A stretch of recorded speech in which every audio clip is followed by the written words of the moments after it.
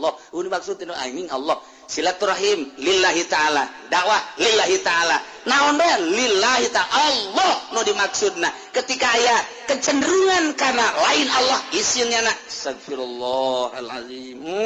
Gusti hampura abdi nu dibaca ku abdi zikir la ilaha illallah teh anu dimaksud aing Allah tapi geuning kecenderungan abdi teh ka lain Allah kada damelan Gusti ka makhluk teh ka dunia teh hampura Gusti astagfirullahalazim astagfirullahalazim astagfirullahalazim tuh unggal poe teh kos kitu teh terus bae unggal poe